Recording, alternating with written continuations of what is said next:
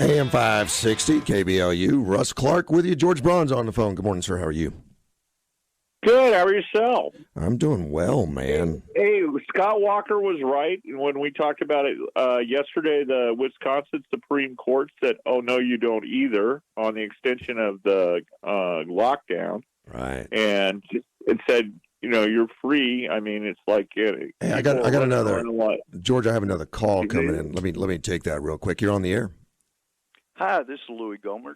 Well, good morning, Representative. And George, he's your guest. Go ahead and ask him the first question. Congressman Gohmert, how are you doing on the, without the ability to get your hair cut? Are you hanging in there?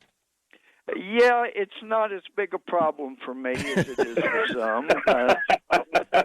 I would welcome that problem. It would be nice to have that problem again. But actually, the little I have, I just kept some off my ears with a trimmer this morning. So, yeah, it doesn't show as much on me.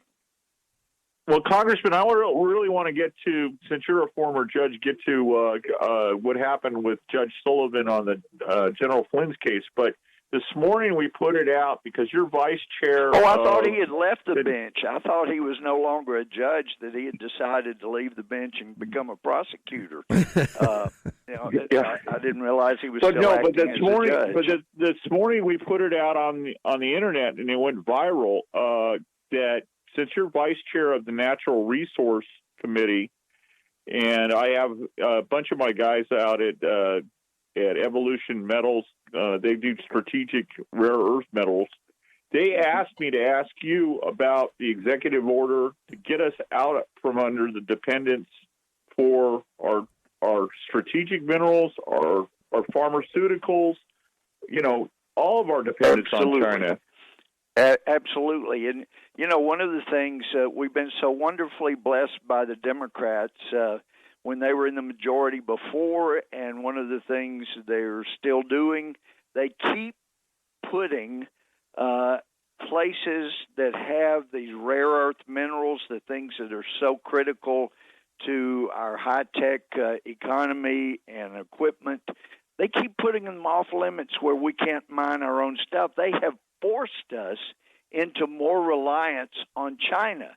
That's got to stop, and I'm hoping that will be one of the things that drives people to, one of many things that drives people to the polls to send in their mail-in ballot along with all their neighbors, and I'm kidding about that. That's Yes. what Democrats do. But they got to vote. We've got to get the Republicans back in the majority. They are just crippling our ability to take care of ourselves, and that obviously includes in the pharmaceutical area. I think, was it like 90% of the ingredients that goes into our medicines come from China? I mean, that has got to stop. And here they made a threat even of withholding some of the critical medicines. So we just can't allow ourselves to be in a position like that. And I recall right after, I guess, in the first year that President Trump was in office, I was talking to him privately. I said, I know from studying history, because I was a history major before I went to do my time in the Army, but I said, I know from studying history, you seem to know it just from a really instinctive business sense, that any country, a major country that cannot produce what it needs in time of war will not be a major nation after a war. And, that's kind of, we didn't realize, but for decades now, China has been moving toward the place where they would be superior and could cripple us. We had a plant back in Texas, and I'm thrilled we had it. The people there did a wonderful job of taking huge tires, putting them on these big steel wheels, and then shipping those to the facilities that manufacture our military Humvees. The problem is the wheels and the tires came from China. Oh. Well, there's a good chance that they will not want to furnish us things that make our equipment, military equipment, go when we get into a scrap, and there's a good chance that will happen. And we have got to get back to that, and that was the president's instinct on steel. You got to be able to produce steel in times of peace and in times of war if you're going to be not just a superpower but even a major power. And we have lost our ability to do that, and that's one of the things President Trump's been wanting to do, get those abilities back into this country. I know President Obama, bless his heart, he said, we just couldn't get those jobs back, but President Trump's proved him wrong. But the thing is, we got to get them back quicker now. Representative Gohmert, but you also have the whole thing on supply chain. There's going to be a boom after this coronavirus. So, a lot of people say that the war, the Cold War was World War III. Some people just said that the Chinese just won World War IV without firing a shot. Look at the whole world shut down. Well, it is shut down, but it's going to be an interesting question to see who's harmed more, China or the United States? Mm-hmm. And I think in the end, the answer will be China. So this has been a battle dealing with this Wuhan virus. But I think in the end, we're going to come out stronger. That is, unless the Democrats are successful in keeping much of the country shut down for much of this year. I mean, to announce that you're not even going to allow the schools to open next fall. Yeah. And I know there's a guy, and I came back up here to D.C. this week, actually yesterday, for some meetings, and supposedly we're going to vote tomorrow. But here again, as an aside, I hear that the Democrats are really struggling because even though it was a $3 trillion Christmas wish for Democrats, some of the left are not happy with that they just didn't get enough of their Christmas wish list. And so some of them are threatening, I'm hearing that they're threatening not to vote for it. And if they can't get their votes, then we're not coming back. But, we got Dr. Bright here testifying right now before the House Energy and Commerce Committee. The Democrats caused him to be a witness today so that he could tell everybody that next fall and next winter it's just going to be horrors. People are going to be dying right and left. And there's already been so much in the way of we don't have the cure yet, but ways to ameliorate the effects of the coronavirus, and also, there's great testing being done, finding products that disinfect, and I think we'll be hearing some more announcements in the next few weeks about some of those. So there's a lot of good that's happening, and what we're already seeing is the coronavirus is affected by sun, and a lot of us suspected, won't this be affected by the coming of summer? And you look at the Southern Hemisphere, they were not nearly as hard hit in the last few months as the Northern Hemisphere, and that led to speculation. Maybe this is indication that since they were in the summer and we were coming out of winter, they didn't get hit as hard. And they're already finding that sunlight does a good job of killing the virus, is what I've been hearing. So I think there's room to be optimistic, and that will give us a breather to hopefully have a cure. But even if we don't, we're going to be so much better at avoiding getting this. Yeah. So I think, it's time to start opening up, being careful, but history's going to look back at this generation and this year and say, wow, our founders, comparing to them, I mean, they were willing to risk being shot or imprisoned because they were upset over a little tax on their breakfast drink. And, they went onto the ships to throw the tea overboard. They were willing to risk everything over being upset over a tax on their breakfast drink. And yet this generation said, whoa, we got to, for the first time in our history, we got to stop everything. Yeah, U.S. lost 675,000 to the Spanish flu 100 years ago, and now we've got to shut down everything because we have become so greatly fearful of death, what amounts to just a highly contagious flu. That's a loose interpretation. People disagree on that, but that's where we are. True. Representative Gohmert, as you know, Doug Ducey, our governor here in Arizona, just opened us up and go back to work, but we're having problems getting people back to work. The unemployment that you tacked on, our average unemployment was about $200 a week in Yuma, Arizona. You tacked on $600 to that. They've never made so much money. They don't want to come back to work. Hey, it's not just in Arizona. That's a problem all over the place, and it's creating havoc for the Paycheck Protection Program because a lot of people accepted the big loan that would be completely forgiven if you brought back enough of your employees and started paying them. And what we're hearing, and I've heard from employers, we're hearing it around the country, they're going, hey, these folks are saying they're making more money not working. They can't afford to come back to work.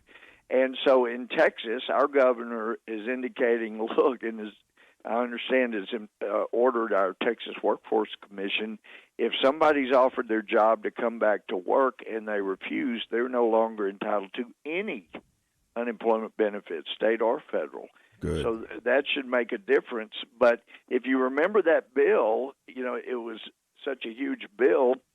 The House passed it first, and then the Senate was begging. There were some senators, some of our conservative senators were begging to take that $600 a week that's tacked on out of the House bill and send it back. But McConnell didn't feel like he had the votes to do that and then get it back passed through the House. So here it came, and it has done the damage that some of our conservative senators knew that it would. We knew it would. Some of us were begging them, please strip that out because it's going to make it harder to start back the economy. But I don't know if you saw, there was an article last week. Australia is predicting they'll have 10 times more suicides than the coronavirus will kill just because of shutting things down. We're a social animal, and it is important that remember the shrinks used to say everybody ought to get 8 hugs a day. Well, how about all these folks saying no, don't go near anybody, don't talk to anybody?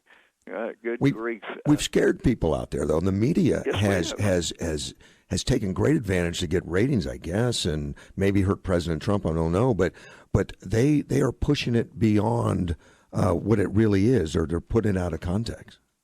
Yep. And it is something to be very serious about, especially with our senior citizens, and that means use your brain and don't do stupid things. And I'm just speaking hypothetically, like you'd be an absolute fool to take people that are coronavirus positive and send them into nursing homes. and you'd have to be just a blithering idiot to do something like that. Nobody would do that. Well, Your Honor, I got to get you before we run out of time, but okay, you were a judge. Have you ever heard of when the prosecution, the Department of Justice, drops a case, the idea that you would go out and ask for amicus briefs, especially after Ruth Bader Ginsburg just hammered the Ninth Circuit on doing this in the Court of Appeals? I mean, shouldn't this case just be over with for Flynn? Yeah, it absolutely against Flynn, it should be over with, but there are new cases that should have been created to go after those who went after him. And the fact is, especially in this case, the judge, good grief, he's lost his mind. I guess a good example, we've had POWs over the years who have come forward and pushed forward by our enemies and admitted to crimes they didn't commit. They were under extreme duress. They were blackmailed. They were extorted and forced into these things. To my knowledge, we've never prosecuted somebody, like brought back a POW and prosecuted them for a crime they did not commit because they admitted it under extreme duress. That is a defense to admitting something. You were being blackmailed. You were being extorted. And what we traditionally do in a highly effective justice system, we don't go after the people that were blackmailed and extorted and threatened. We go after the people that forced them to do that. And this judge needs to wake up, pull the robes away from his eyes, and understand that he is in the judiciary. I've been a prosecutor, I've been a felony judge, and I've been an appellate judge. And it was one of the most frustrating things for me, and really what drove me off the bench to run for Congress. These people think they're supposed to be executive branch, legislative branch. They are judges. And to sign a dismissal when both sides have agreed is a ministerial act. It means it's a no-brainer. You do it. And now this judge has actually become an accomplice to the crimes that have been committed against Mike Flynn. And so we may need to have him investigated because this is absolutely so outrageous. Crimes have been committed against Mike Flynn. We're only now beginning to see specifically what they were. And this judge wants to help those that committed the crimes against the victim. It is outrageous. I know there are people that are calling for his ouster from the bench. He at least needs to have to come in, not before the House, where they're contributing their accomplices as well to the whole Russia hoax and the attempted coup, and they're continuing to do that. He needs to be brought in before senators, and not just people that hate Trump, but people who are interested in justice, and make him account for what was going on or not going on in his brain when he victimized the victim in this case. Since we're talking about justice, watching this last 3 years has been frustrating because it seems like only the Republicans are getting any kind of issues of arrest or anything going on. Now that all these reports have come forward on what really happened during this election, it looks like lots of crimes were committed, at least to a layman. Yep. Will we see something, maybe? Will we see somebody, justice equal out at some point? See, I can't answer that because I don't know Durham, and I know I've heard nice things about him, but I have real concerns that he has this idea that, gee, I don't want to affect this election. And the fact is, if he doesn't come back with indictments for people that committed the crimes, all the perjury, all of the criminal activity going on at the top of the FBI, and it wasn't just justice, it was also intelligence. I mean, for heaven's sake, I saw a clip of Clapper back in prior testimony saying, look, when we unmasked these people, we didn't know who they were. That's why you unmasked them. That's garbage. You go back to what Adam Schiff did to Devin Nunes. Yeah. They knew what his number was, and they went back and unmasked all the calls that were made. They knew what Flynn's number was. They didn't have to unmask a name to see who this was talking. They knew his phone number. Clapper, I guess he's just so good at lying, he may not even know what's true and what isn't anymore. He's lied so many times, some under oath, some not. But if Durham does not come back with indictments of the crimes, at least, and not just one, not just Kleinsmith for fraud upon the court he committed and the lie, but and I was afraid he would be the scapegoat. But there's got to be multiple indictments, and if there are not, then Durham will have severely affected the election in November just by covering up the crimes until after the election. Since you mentioned elections, Mike Garcia is looking good in California, better than anybody would have even guessed, especially since the Democrats did all they could to steal that one. Is that a surprise to you? Well, they're not finished. I know that. Well, you think they'll still find some? Supposedly the election has been called, but the Democrats have that hope that springs eternal that they can find some more fake votes to take away another election. Wasn't it 5 elections that they were able to successfully steal last time? Yeah. At least 3, but so I know they've conceded, but there's that hope that they can yet steal another election. I think you're smart not to take their conceded on face value. Well, you remember Al Gore conceded, and that's with a D, not the conceit that otherwise manifests itself there. But Gore initially conceded to Bush, and then he ends up filing a lawsuit and taking it as high as he could to try to overturn a fair election.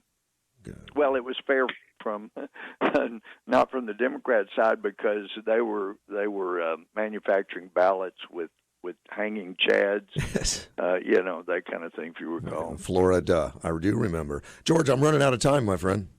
Congressman Gohmert, want to thank you. Thank Kimberly Willingham and for all of her help in putting this together, and we'll see you on the Hill soon. Look forward to it. Thank you. Look forward to talking again. Thank you so much, sir. Take care. Bye-bye. Thank you. And with that, we'll take a break. AM 560, KBLU. This is Russ Clark.